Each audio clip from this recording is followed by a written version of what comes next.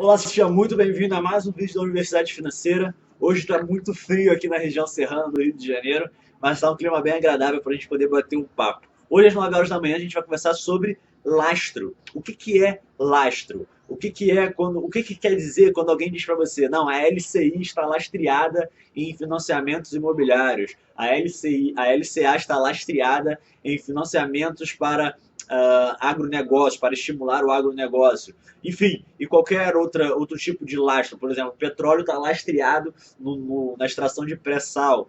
Você vai entender tudo isso aqui nesse vídeo. Então vamos começar? Vamos começar. Primeiro, o que significa lastro? Lastro significa garantia implícita de um ativo. Lastro nada mais é do que garantia. Tá? Se você entender só isso, você já entendeu o que é lastro. Porém, esse vídeo vai ficar bem completo, bem extenso, para você poder entender todos os fatores do lastro. Fica com isso na sua mente. Lastro significa a garantia para a emissão de um ativo. Tá ok? Vamos continuar. No mercado financeiro, como é que funciona o lastro? Nas operações do nosso mercado financeiro, os lastros são os títulos dados em garantia de uma operação no mercado aberto. E na pessoa física, como é que funciona? Bom, por exemplo, a gente pode ver na operação de crédito que o banco, ao emprestar uma certa quantidade de dinheiro ao cliente, no caso a gente, o banco pede um lastro, ou seja, ele pede ao cliente a demonstração de um bem que pode satisfazer a operação caso haja aí, no caso, o inadimplento. Ou seja, das duas formas a gente consegue ver a garantia acontecendo, né? Na pessoa física é mais comum, por quê? Porque pessoas físicas somos nós, né? Nós estamos aí todo dia no mercado, enfim, negociando com bancos diretamente, e você, quando é pedido de você alguma garantia, você tem noção de que aquilo dali é basicamente um lastro. E a mesma coisa acontece no mercado aberto, no mercado financeiro. Então, no open market, por isso que eu chamei de mercado aberto. Então, o que acontece no open market? Alguns títulos são dados em garantia a algumas operações no mercado financeiro. Por exemplo, a gente tem aí alguns títulos usados como garantia quando você vai investir em mercado futuro.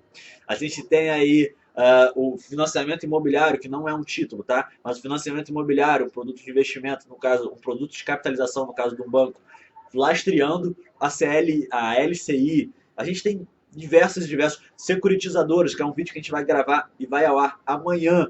Securitizador, acabei contando para você, era para ser uma surpresa, mas enfim, títulos securitizadores são títulos que vão dar lastro para as famosas CRIs e CRAs também. Então a gente tem essas duas formas no mercado financeiro, ou seja, um título ou algum produto de capitalização, algum produto de investimento dando lastro para um outro produto de investimento, para uma outra negociação de um ativo no mercado, e a gente tem na pessoa física algum bem seu, algum comprovante de renda seu, enfim, alguma garantia sua sendo dada ao banco para que o banco possa então te oferecer dinheiro, te oferecer aquilo que você está pleiteando junto a ele. Vamos continuar? Vamos lá. Onde é que a gente pode ver na prática? Bom, eu vou dar um exemplo para você aqui. Um país, por exemplo, ele só pode imprimir mais moeda, dinheiro, se houver um novo lastro, ou seja, se houver uma nova garantia.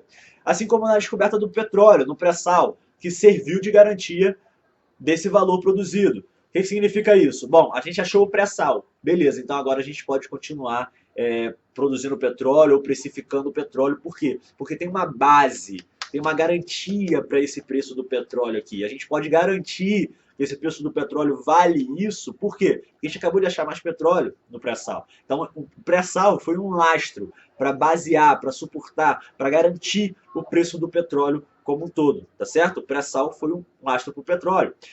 A moeda, o dinheiro, você sabe, com certeza você sabe disso, que o nosso país e qualquer país do mundo pode imprimir moeda, pode imprimir dinheiro. Porém, essa impressão ela tem que ser feita com lastro.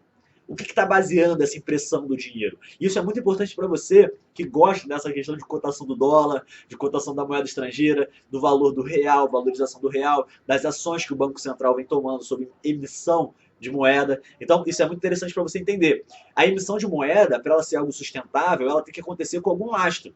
Tem que ter um motivo para a emissão de moeda, senão desregula tudo. A gente vai continuar vendo. Vamos continuar vendo na prática aqui. Vamos lá. Caso o governo, por exemplo, produza uma certa quantidade de moeda, como eu estava dizendo aqui agora, sem uma garantia de que ele vai ter o retorno, ou seja, como a impressão de dinheiro ou alguma outra forma de pedalada fiscal, a moeda vai acabar perdendo o valor e a impressão de dinheiro acaba não tendo efeito nenhum. Essas situações a gente consegue ver claramente em situações de hiperinflação.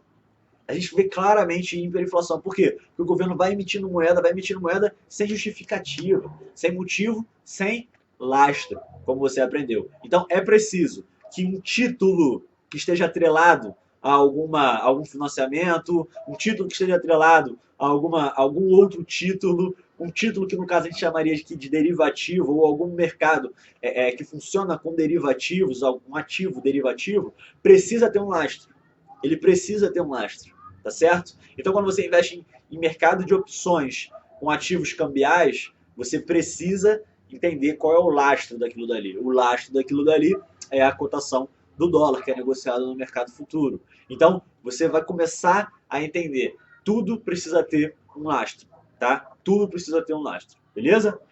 Na verdade, tudo não, tá? Mas quase tudo precisa ter um lastro. Principalmente se tratando de títulos, ok? Vamos continuar.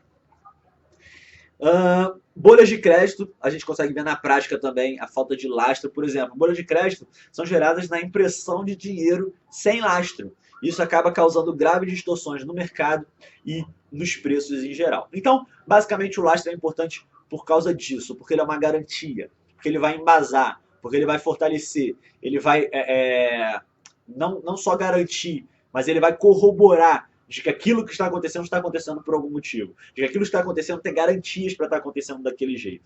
Por exemplo, como eu disse, o preço do petróleo ficou muito claro isso. O petróleo se fortificou muito quando foi encontrado o pré-sal. Porque tinha uma garantia para o petróleo ter aquele preço. Porém, hoje em dia, com as dificuldades de extração do pré-sal, essa garantia já foi baixando bastante.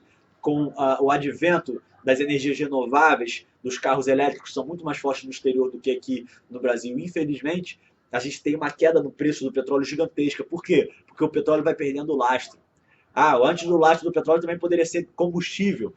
Então combustível é uma matéria que a gente precisa usar no dia a dia. Então tem lastro sim para o petróleo valer tanto assim, porque ele é um dos grandes responsáveis, na verdade, um dos maiores responsáveis, o maior responsável pelo combustível, né? A gente tem o álcool também, tem o etanol, etc. Mas o combustível advindo do petróleo era o maior responsável. Então a gente tem esse lastro. Porém, foi mostrado pra gente, com tecnologias e outras coisas, que a gente não precisa do petróleo para gerar combustível. A eletricidade pode ser nosso combustível.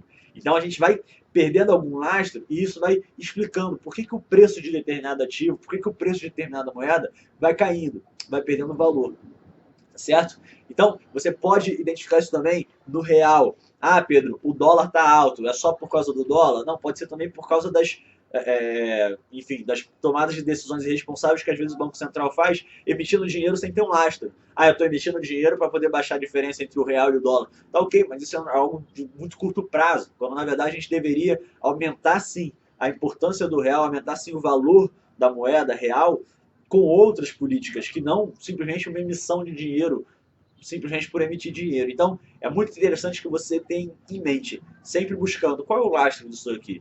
Qual é a garantia de que isso daqui funciona, de que isso daqui está corroborando para o preço que esse ativo está tendo? Enfim, então tem bastante coisa para a gente conversar sobre lastro, mas para você entender o significado de lastro, esse vídeo já foi mais do que o suficiente. Um grande abraço para você e a gente se vê no nosso próximo vídeo amanhã para falar sobre securitização. Um grande abraço e tchau, tchau.